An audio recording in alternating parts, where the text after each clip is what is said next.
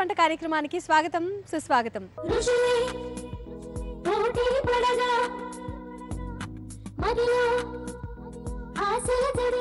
దేశ విదేశాల వంటకాలను మీకు పరిచయం చేస్తూ మిమ్మల్ని అందరినీ అలరిస్తున్న మీ ఇంటి వంట ఈరోజు ఖమ్మంకి వచ్చిందండి.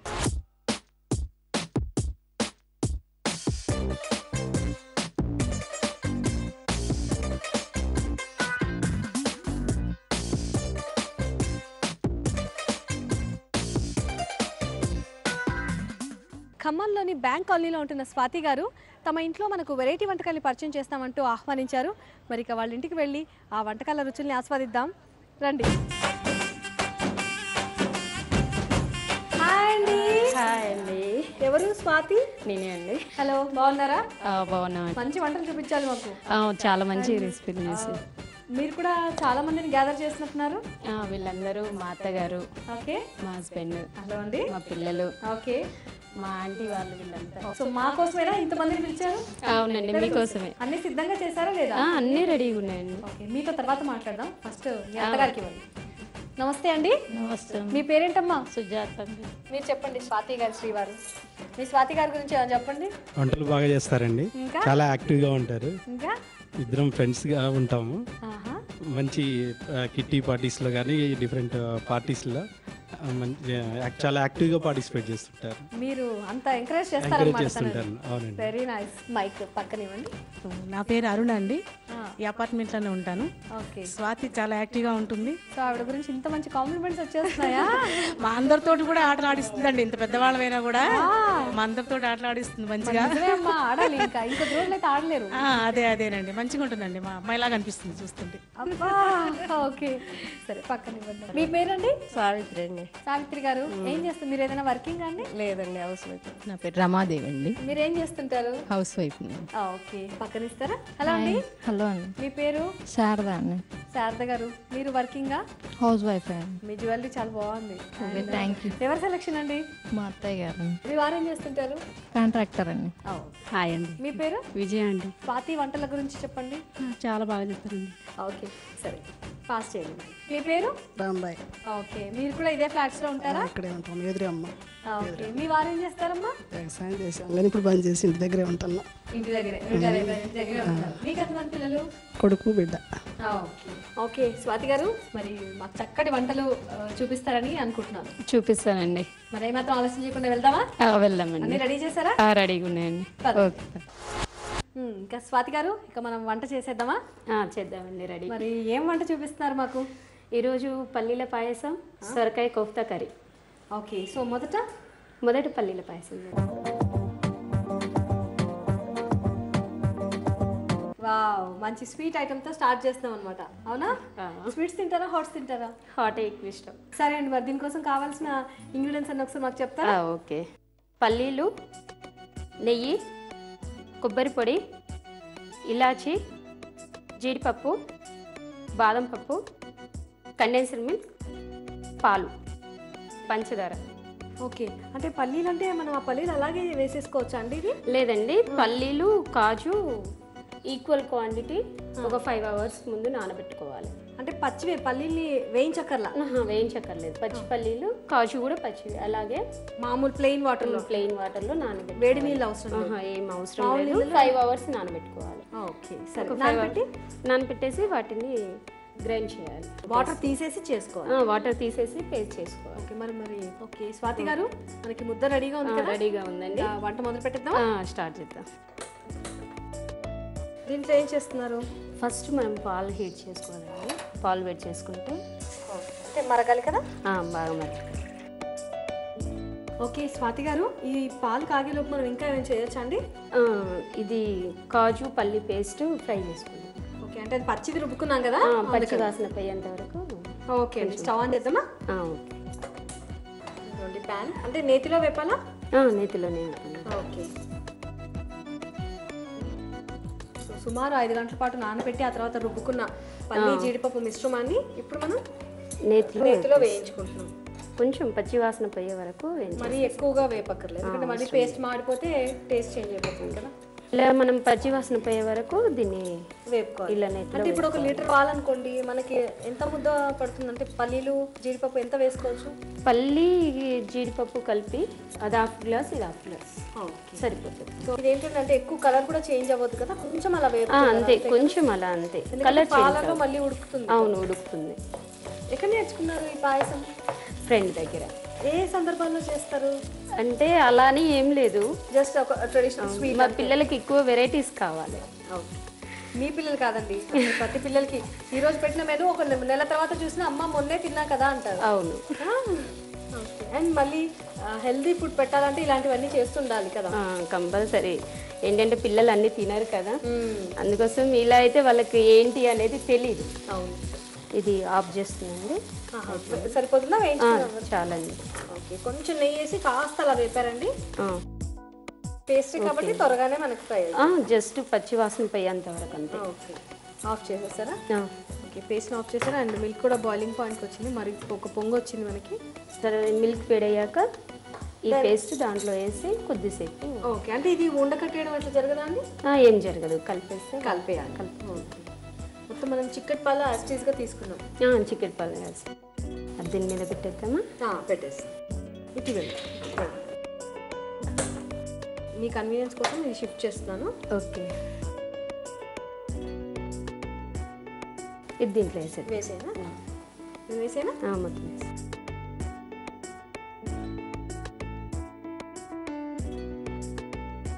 ఇది మనం ఇలా కలుపుతుంటే దీంట్లో కలిసిపోతుందండి. ఓకే, ఉండలుగా ఉన్నది కూడా లూజ్ అయిపోతుంది. లూజ్ అయిపోతుంది. అంటే ఇది మనకి ఉడుకుతుంటే కొంచెం దగ్గర పడుతుంటుంది. అందులో కండెన్సర్ మిల్క్ వేసినప్పటికీ కొంచెం చిక్కదనం వస్తుంది. అండ్ మంచి టేస్ట్ వస్తుంది. స్వీట్నర్తో పాటు మనం పంచదార ఎంత వేసినా కూడా కొంచెం కండెన్సర్. అసలు ఇది పల్లీల పాయసం అని తెలియదండి, తెలియని వాళ్ళకి ఇలా ఇచ్చేస్తే ఇది పల్లీల పాయసం అని అనరు. ఓకే, ఎంతమంది పిల్లలు మీకు? 2 బాబులు. సరే, ఇది బాయిల్ అవుతుంది కదా? ఇది బాయిల్ అవుతుంది, షుగర్ వేసేది. ఓకే, చూడండి పడుతుంది కదా మనకి. పడుతుంది. అంటే మనం కండెన్స్డ్ మిల్క్ కూడా వేస్తాం కాబట్టి షుగర్ కొంచెం తక్కువ పడుతుంది. ఇప్పుడు కండెన్సర్ మిల్క్ వేస్తున్నాం. ఓకే, సో ఇది వేయడంతో ఆ స్వీట్కి వచ్చే టేస్ట్ నేను ప్రత్యేకంగా చెప్పక్కర్లేదు. ఇష్టమైతే కొంచెం కలర్ కావాలనుకున్న వాళ్ళు అవైలబుల్ ఉంటే కొంచెం కుంకుమ పువ్వు వేసుకోండి. నా చిన్న సజెషన్ అది. చాలా కలర్ఫుల్గా అట్రాక్టివ్గా ఉంటుంది. మన ఇష్టం, వేసుకోవచ్చు. ఇదేంటి, ఎండు కొబ్బరి పొడి అండి? లేదండి, పచ్చి కొబ్బరి గ్రైండ్ చేసేసి కొంచెం నెయ్యిలో వేద్దాం. కొంతమంది ఆ పచ్చి కొబ్బరి టేస్ట్ని ఇష్టపడతారు కదా, ఉడికితే పంటికి తగులుతూ ఉంటుంది. ఎండు కొబ్బరి వేస్తే అదొక రకమైన టేస్ట్ వస్తుంది. ఇది వేస్తే కొంచెం స్వీట్నెస్ వస్తుంది. ఇంక ఇది అయిపోయింది. ఇప్పుడు లాస్ట్లో ఇలాచీ పౌడర్ వేసేసి. సో మనకు చిక్కబడింది. అండ్ ఇది పొయ్యి మీద పెట్టినప్పుడు కొంచెం కలుపుతూ ఉండాలండి, ఎందుకంటే సాఫ్ట్ పేస్ట్ కదా, కింద అడుగంటే ఛాన్స్ ఉంటుంది. ఇంకా పని ఆఫ్ చేద్దామండి స్టవ్. ఇప్పుడు పల్లీల పాయసం రెడీ అయిపోయింది. దీన్ని సర్వ్ చేస్తాం. సర్వ్ చేస్తారా? జాగ్రత్త. గార్నిష్ కోసం పైన కొంచెం కొబ్బరి పొడి, బాదం వేసేస్తే రెడీ అయిపోయినట్టు. సుమలత గారు, పల్లీల పాయసం రెడీ. టేస్ట్ చూసి ఎలా ఉందో చెప్పండి.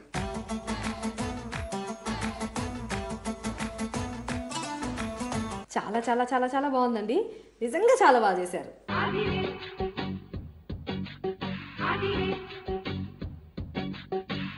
ఈ పల్లీల పాయసానికి కావాల్సిన పదార్థాలు ఏంటో, ఎలా తయారు చేసుకోవాలో మరోసారి చూద్దాం. పల్లీల పాయసం తయారు చేసుకోవడానికి కావాల్సిన పదార్థాలు: పల్లీలు, జీడిపప్పులు, నెయ్యి, పంచదార, పాలు, వేయించిన పచ్చి కొబ్బరి పొడి, యాలకుల పొడి, కండెన్స్డ్ మిల్క్, బాదం పప్పు. తయారు చేసే పద్ధతి: పల్లీల పాయసం తయారు చేసుకోవడానికి ముందుగా పల్లీలని, జీడిపప్పుని సమభాగాలుగా తీసుకుని సుమారు 5 గంటల పాటు నానబెట్టి ఆ తర్వాత మెత్తగా గ్రైండ్ చేసి పెట్టుకోవాలి. తర్వాత స్టవ్ వెలిగించి ప్యాన్ పెట్టి ఆ ప్యాన్లో పాలు పోసుకుని అవి కాచుకోవాలి. అవి కాగేలోపు మరొక స్టవ్ పైన ప్యాన్ పెట్టి కొద్దిగా నెయ్యి వేసి, నెయ్యి వేడవగానే ముందుగా తయారు చేసుకున్న పల్లీ జీడిపప్పు పేస్ట్ని వేయించుకోవాలి. అది కాస్త దోరగా వేగిన తర్వాత మరుగుతున్న పాలలో ఆ మిశ్రమం వేసి ఉండకట్టకుండా కలుపుకోవాలి. అది పాలలో బాగా కలిసి కాస్త దగ్గర పడిన తర్వాత పంచదార వేసుకుని కలుపుకోవాలి. ఆ తర్వాత సరిపడా కండెన్స్డ్ మిల్క్, అలాగే వేయించిన పచ్చి కొబ్బరి పొడి, యాలకుల పొడి చల్లి కాసేపు ఉడికించిన తర్వాత స్టవ్ ఆఫ్ చేసి సర్వింగ్ బౌల్లోకి తీసుకొని పైన కొద్దిగా కొబ్బరి పొడి చల్లి అలాగే బాదం పప్పులు వేసుకుని సర్వ్ చేసుకోవాలి. అంతే, ఎంతో రుచికరమైన పల్లీల పాయసం తయారు. ఓకే స్వాతి గారు, మంచి స్వీట్ ఐటమ్ చూపించారు. నెక్స్ట్ ఏం వంట చూపిస్తున్నారు? Soya kofta curry.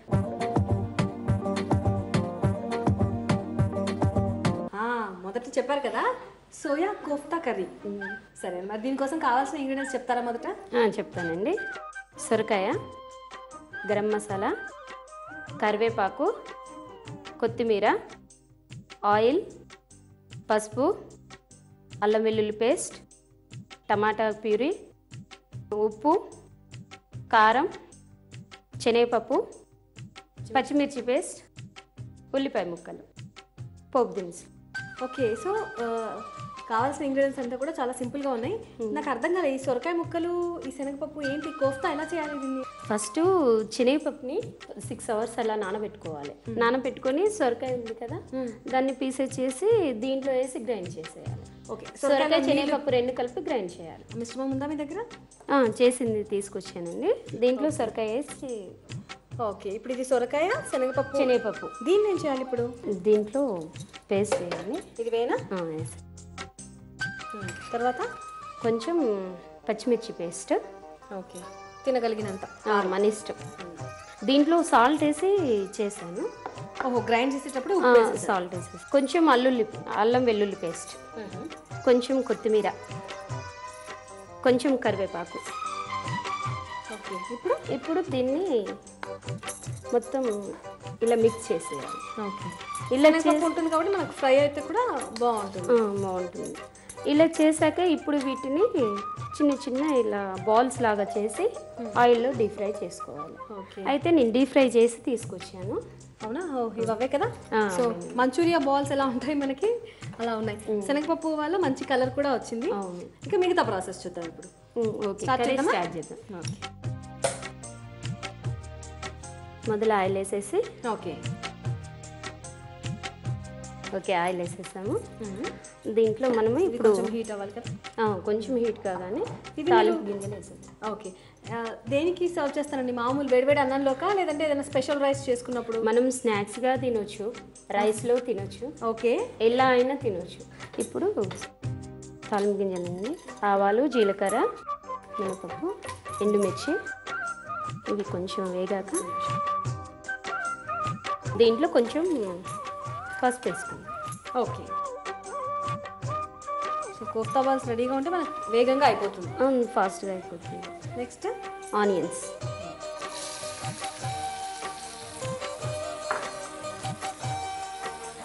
ఈ ఆనియన్స్ వేయకపోతే వంటకి రుచి రాదు, అలానే ఎక్కువ వేస్తే తీయగా అయిపోతుంది కదా.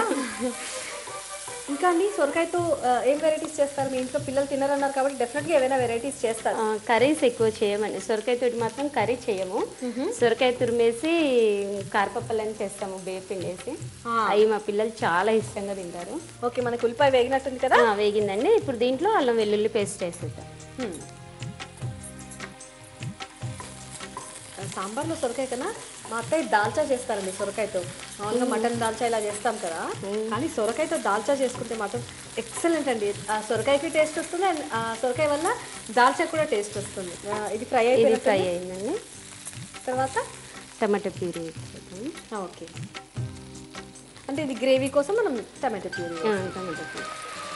జస్ట్ టమాటోలో మిక్సీలో వేసి బ్లెండ్ చేసేయండి, టమాటో ప్యూరీ రెడీ అయిపోతుంది మనకి. కొంచెం వాటర్ వేసుకుందాం. ఓకే, ఏమంటారా? కొంచెం ఎందుకంటే కోఫ్తా పీల్ చేస్తుంది కదా మనకి గ్రేవీని. మీ గురించి చెప్పండి. అమ్మ వాళ్ళు ఇక్కడ మీది? మా మదర్ వాళ్ళది సూర్యాపేట అండి. ఓకే, సో దగ్గరే. ఇక్కడికి ఎన్ని సంవత్సరాలు అయింది ఖమ్మంలో మీరు ఉండబట్టి? 5 years. ఇది బాయిల్ అయిపోయింది కదా. ఇది కొంచెం దీంట్లో మనం ఉప్పు కారం వేసాము. ఓకేనండి. ఇందాక దీంట్లో పచ్చి కారం వేసాము, దీంట్లో మాత్రం ఇప్పుడు ఈ గ్రేవీకి సరిపడే వేస్తున్నాం. ఇప్పుడు వీటి సంగతి ఎప్పుడండి? మన కోఫ్తా బాల్స్ రెడీగా ఉన్నాయి కదా, ఇది కొంచెం ఇప్పుడు వేసేద్దామండి. అండ్ ఉప్పు కూడా చూసి వేసుకోవాలి మనం, ఎందుకంటే దాంట్లో వేసి కోఫ్తాలు చేసాం కదా. ఇంకా వీటితో అయినా చేస్తారా ఇలా కోఫ్తా ఓన్లీ సొరకాయతోనే? లేదండి, చేయొచ్చు, క్యాబేజ్తో చేయొచ్చు. ఓకే, అదే శనగపప్పు కాంబినేషన్ మన ఇష్టం, అలా అయినా చేసుకోవచ్చు, లేదంటే కొంతమంది కార్న్ ఫ్లోర్ వేసి చేస్తారు, అలా కూడా చేసుకోవచ్చు. కాకపోతే ఇలా ఏంటంటే పప్పులు పిల్లలకి హెల్త్కి చాలా మంచిది కదా, శనగపప్పు టేస్ట్ కూడా బాగుంటుంది. టేస్ట్ బాగుంటుంది. ఇప్పుడు మనం ఇది వేసేద్దామండి కోఫ్తాలు ఇలా. సో స్నాక్ కావాలనుకునే వాళ్ళు గ్రేవీ తక్కువగా ఉండి కోఫ్తా బాల్స్ ఎక్కువ వేసుకోవచ్చు. కర్రీలాగా అన్నప్పుడు గ్రేవీ ఎక్కువ చేసుకోవచ్చు. సో ఇప్పుడు మనం మాత్రం కర్రీయే చేస్తున్నాం కాబట్టి కొంచెం గ్రేవీ ఉంచుతున్నాం కదా. చాలా ఓకే అండి. మనకి ఇప్పుడు అది కొంచెం దగ్గరికి వచ్చేసింది కదా, గ్రేవీ కూడా చిక్కబడింది అండ్ ఆయిల్ కూడా పైకి వచ్చేస్తుంది. ఇప్పుడు లాస్ట్లో కొంచెం గరం మసాలా వేసేసుకున్నాము. అవును, అది మర్చిపోయాం కదా. అండ్ మనకి సర్వింగ్ ప్లేట్ కూడా రెడీగా ఉందండి ఇక్కడ. ఇంకా ఆఫ్ చేసేసేయండి. లాస్ట్లో కొత్తిమీర వేసేసుకుందాం. సర్వ్ చేసాక వేసుకుందాం. కొంచెం ఇక్కడ వేసేసి మళ్ళీ దాంట్లో కొంచెం ఇది ఫ్లేవర్ వచ్చేస్తుంది దీంట్లో. ఇంకా బౌల్లోకి సర్వ్ చేసేసి ఓకే అండి. దీంతో తీసుకోండి. ఇది తీయండి. చూడడానికి చాలా అట్రాక్టివ్గా అనిపిస్తుందండి. సడన్గా మంచూరియా అనుకుంటారు ఎవరైనా చూస్తే, తెలియని వాళ్ళు. అవునండి, సొరకాయని అవాయిడ్ చేసే వాళ్ళకి అలా పెట్టేసేయచ్చు. ఓకే, దీనిపైన కొంచెం కొత్తిమీర గార్నిష్ చేసుకున్నాం. ఓకే, కొద్దిగా పెడదాం. ఓకే, సొరకాయ కోఫ్తా కర్రీ రెడీ అయిందండి. టేస్ట్ చూసి ఎలా ఉందో చెప్పండి. తప్పకుండా చెప్తానండి.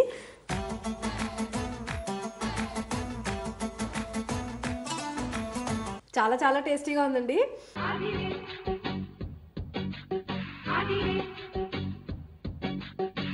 సొరకాయ కోఫ్తాని మీరు ప్రిపేర్ చేయండి.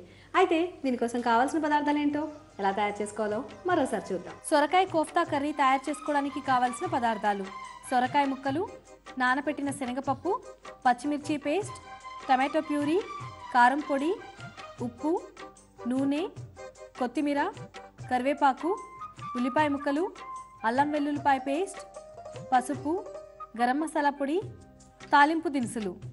తయారు చేసే పద్ధతి: సొరకాయ కోఫ్తా కర్రీ తయారు చేసుకోవడానికి ముందుగా శనగపప్పుని 6 గంటల పాటు నానపెట్టుకోవాలి. ఆ తర్వాత సొరకాయని ముక్కలుగా కట్ చేసి శనగపప్పుని, సొరకాయ ముక్కల్ని మిక్సీలో వేసుకుని కొద్దిగా ఉప్పు వేసి గ్రైండ్ చేసుకోవాలి. ఇప్పుడు దాన్ని ఒక బౌల్లోకి తీసుకుని అందులో పచ్చిమిర్చి పేస్ట్, అల్లం వెల్లుల్లిపాయ పేస్ట్, కొత్తిమీర, కరివేపాకు వేసి కలుపుకుని ఆ తర్వాత వాటిని ఆయిల్లో చిన్న చిన్న ముద్దలుగా వేసుకుని కోఫ్తాలు తయారు చేసుకుని అవి వేగిన తర్వాత వాటిని ఒక బౌల్లోకి తీసి పెట్టుకోవాలి. ఇప్పుడు మరలా స్టవ్ వెలిగించి ప్యాన్ పెట్టి కొద్దిగా నూనె పోసుకోవాలి. నూనె వేడవగానే తాలింపు దినుసులు, పసుపు, ఉల్లిపాయ ముక్కలు, అల్లం వెల్లుల్లిపాయ పేస్ట్ వేసి వేయించుకోవాలి. అవి వేగిన తర్వాత టమాటో ప్యూరీ అలాగే కొద్దిగా నీళ్లు పోసి కాసేపు ఉడికించుకోవాలి. అది ఉడికిన తర్వాత దాంట్లో సరిపడా కారం, ఉప్పు అలాగే ముందుగా తయారు చేసి పెట్టుకున్న సొరకాయ కోఫ్తాలు వేసి దగ్గర పడేంత వరకు ఉడికించుకోవాలి. అది కాస్త దగ్గర పడిన తర్వాత గరం మసాలా పొడి, కొత్తిమీర వేసి సర్వింగ్ బౌల్లోకి తీసుకొని సర్వ్ చేసుకోవాలి. అంతే, ఎంతో రుచికరంగా ఉండే సొరకాయ కోఫ్తా కర్రీ తయార్. స్వాతి గారు, మమ్మల్ని ఇక్కడికి ఆహ్వానించి, మీ ఇంటికి ఆహ్వానించి ఇంత చక్కటి వంటకాలు మాకు రుచి చూపించినందుకు నిజంగా థ్యాంక్ యూ సో మచ్ అండి. అండ్ మీరు చేసిన వంటలు చాలా బాగున్నాయి. మాకు కూడా ఈ అవకాశం ఇచ్చినందుకు జీ తెలుగు వాళ్ళకి థ్యాంక్స్. ఓకే, అలాగే మీకు జీ తెలుగు మీ ఇంటి వంట నుండి small compliment. Thank you. Okay, ఇవ్వండి ఈనాటి మీ ఇంటి వంటలో ఖమ్మంలో ఉంటున్న స్వాతి గారు పరిచయం చేసిన రెసిపీస్. మీ అందరికీ బాగా నచ్చాయనుకుంటాను. ఈ రోజు ట్రిప్లెక్స్ డిటర్జెంట్ సోప్ వంటకాల పోటీలో గెలుపొందిన విజేత గుంటూరు నెహ్రూ నగర్లో ఉంటున్న ఎం లావణ్య. లావణ్య గారు, మీరు రాసి పంపించిన రొయ్యల పాలకూర సూప్ అనే వంటకం బహుమతికి ఎంపికైందండి. కంగ్రాచ్యులేషన్స్. త్వరలోనే మీకు ట్రిప్లెక్స్ వారి విలువైన బహుమతి అందుతుంది. ఇలాంటి మరో 2 సరికొత్త వంటకాలతో ఎప్పట్లాగే మళ్ళీ రేపు కూడా మీ ముందు ఉంటుంది మీ ఫేవరెట్ కుకరీ షో, మీ ఇంటి వంట.